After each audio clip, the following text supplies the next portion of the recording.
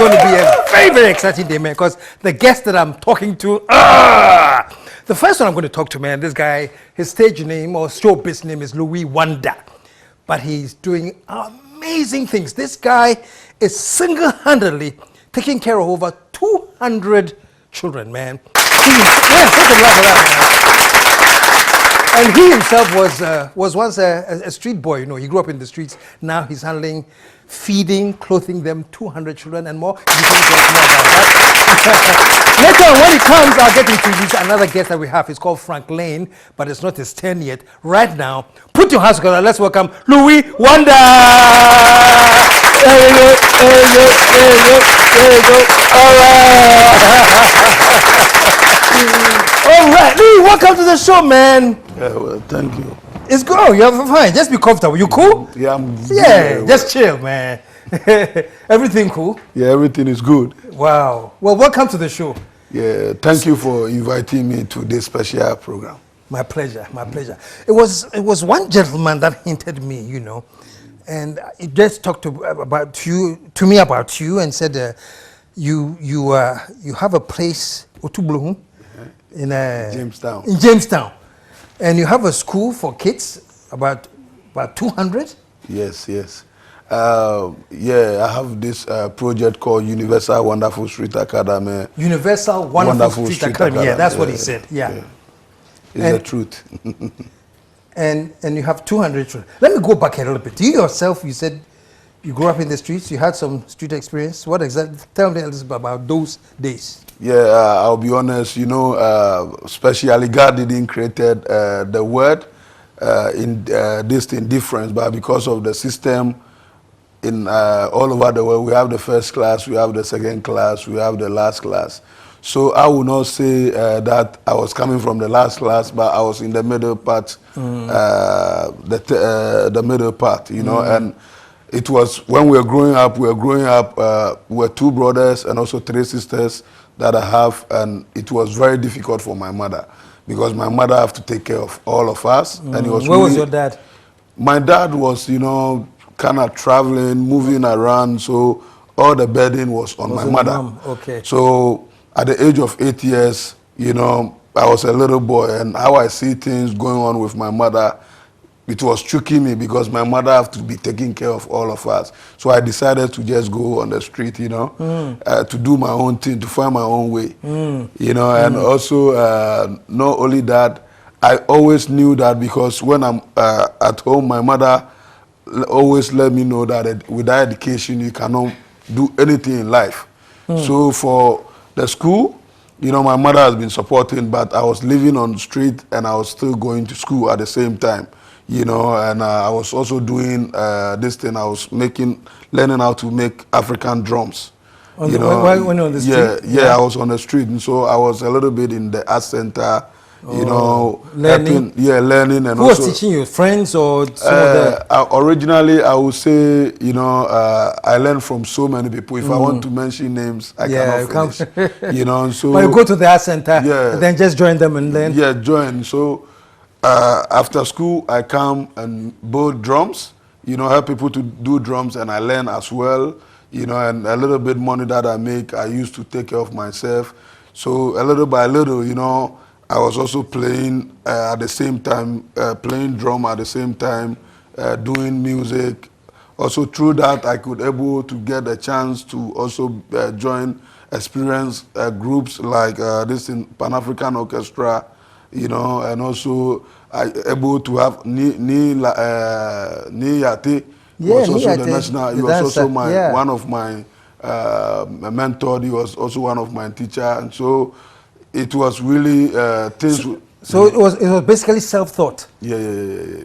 When you were living on the streets, you decided to learn drumming. Yeah, learn drumming, and also still going to school and having different experience from other musicians. You know, from the world. That's what. Where were you schooling? I would say I started school from this in Presby. I was schooling Presbyterian in Dakuma, and a little bit I also came to this place, Nima 441. They have some school there. the name of the school is Savali or something around the Nima, you know. And so a little bit, you know, and I also was part of a little bit the dance, the Legon, the dance ensemble, the dance group. Yeah, I was also studying a little bit there, you know. You get me? So what led to your interest in drumming? I have to be very honest, you know, since in my family a little bit, you know, we kind of like have, we have a word called griot. Griot is like something that is coming from the family, you know. We have like that kind of spirit, you know. My father have do things like he has been playing music also as well, and apart from that, he's doing different business. My mother too do a little bit music. He's in the choir in Presbyterian school, church, and at the same time, me myself too. When I was in Presbyterian, when I used to go to school, church, I was also part of the choir. I play drums, I sing with them. So this sort of music thing in the family, sort of. What, your parents are both around now? Excuse me to say, my father is dead and gone. You know, may so rest in peace wherever he is. But my mother is still alive. Okay, and she's still. Yeah, she's doing his thing. She's a trader. You know, she's a trader. She's doing his thing. You know, and what's her name? Rose Jabia. Okay, yes. Okay. Fantastic. So you went through all of this, you know. You took up drumming and dancing. You went at the likes of Niyate and everything. And suddenly, well, it's not suddenly, now we are talking to you and you actually have a school, a wonderful street academy. Yeah. First of all, you know, I have to be very honest. When I was on street, it was very difficult, you know, because sometimes 1 week no food, you have to drink water, you know. Really? Sometimes a place to lay your head, it was really difficult.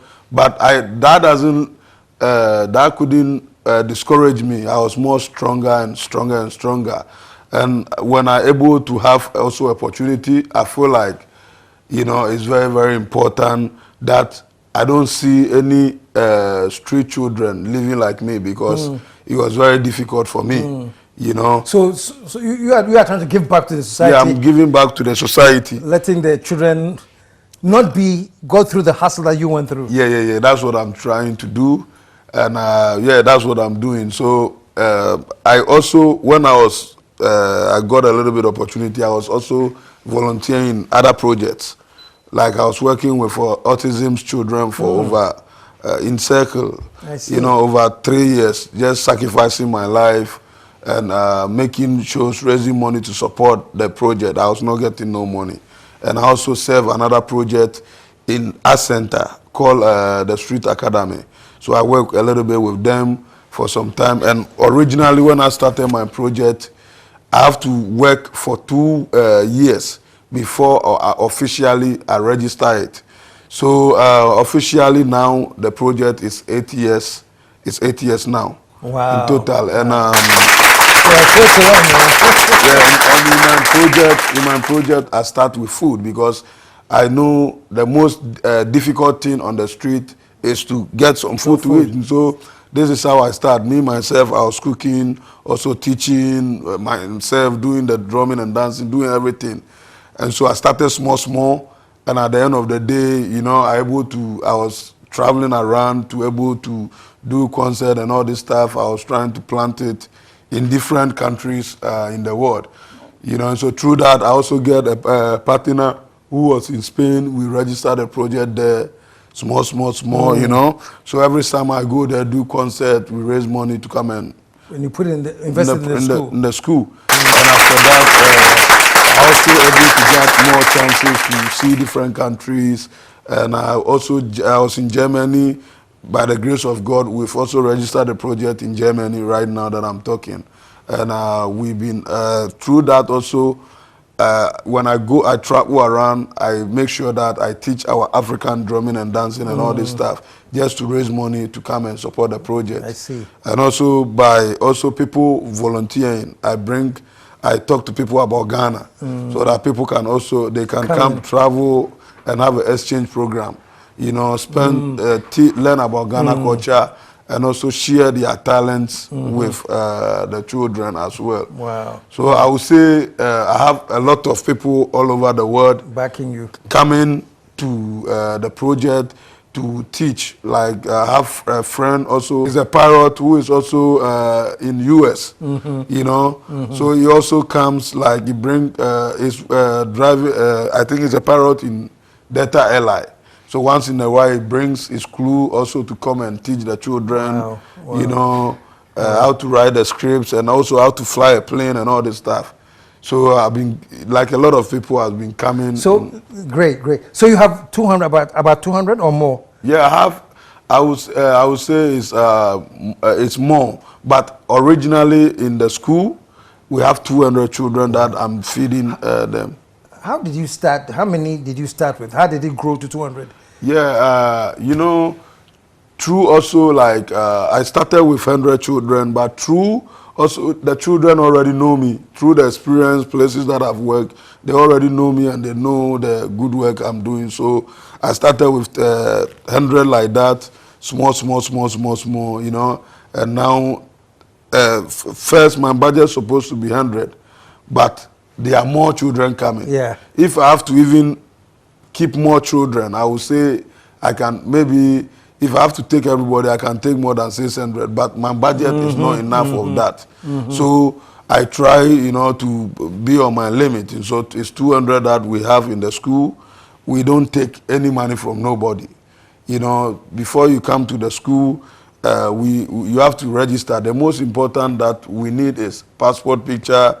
If you don't have a family, I trace you to look for your extended family, you know, to make sure that they also, they can back you, you know. And the only advice that we, once in a while, we hold like a meeting to talk about important and invite different personalities from social welfare. Also, we have like doctors coming to talk about hygiene and all this stuff. And so we educate them how to able to take care of the children. I was going to ask you that. What is the education curriculum for all the students? Is there it's structured like the, or it's non-formal? Yeah, it's the same syllabus at the formal school. So like it's the same syllabus, English, Maths, ICT. The only thing that I add more is, you know, I believe in our African culture, you know, because so we have other activities like, you know, Jamestown is the best boxing. So we have activities like boxing. Okay. We have like the African drumming and dancing and music, you know, football and etc. I see. You know. And outside of that, you have the regular academic routine. Yes. So so you have, how many teachers do you have? In total, I would say I have 10 workers. Louis Wonder. Yeah. and then you're also into show business. You do yeah. drumming and dancing, and you've traveled around. Yeah. So every year you go like on a tour. Yeah. And so actually, that's what I always do. You know, this has been something that I've been doing from before even I started my project. And so every year I travel a little bit. I would say I've been in Spain, I've been in Germany, I would say I've been in Holland, I've been in this thing. All performances. Yeah, just trying to do something to, you know. And the admirable trait I see is that you put all of this, and when you get paid there, you invest it in the street children in your academy. Yeah, that's the way I do. I think that's what makes me happy in my life. You know, if I see others, you know, enjoying, this is what makes me full. That's true. Wow, Louis Wonder. Let me ask you one question. If people want to reach you, how do they contact you? Do they get a phone or Facebook contact? Yeah, they can check on our website, Universal Wonderful Street Academy, ORG. And also Facebook, Universal Wonderful Street Academy. Me, myself, my personal Facebook is Louis Wonder. You know, you can just check in there and you can see my music and all the good stuff that I'm doing all over the world. Great.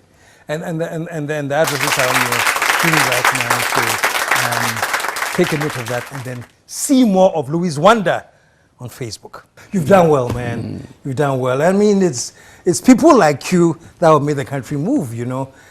Giving so much back to the community is amazing. And I don't think only me, people like you, having special man like you, and also the cameramen and everybody. Yeah. This is how we can the whole team. The whole team can make the world better. I hear you. Yeah. Cheers a lot, man. And also, there is one thing in my community that I do, you know, because this really hurt me, because you come to Jamestown and there is no water, you know. So every 10 days, I also make sure that I organize like a tank of water with cars, you know, to come and share water for the community as well. So that's what I also do, you know. So if you check on our page, Universal Wonderful Street Academy, you will see on Facebook, you will see all those things. Yeah. So we're going to take a quick second, and when we come back, he'll be introducing our next guest. This man too has a history. This man is a legend, man. Those of you who go way back, you know the dance called Pan Logo. Pan Logo, Logo. Something like that. Eh? Yeah, Pan Logo. He is the brain behind Pan Logo. When we come back, we'll meet Frank Lane. Stick around. We'll be right back.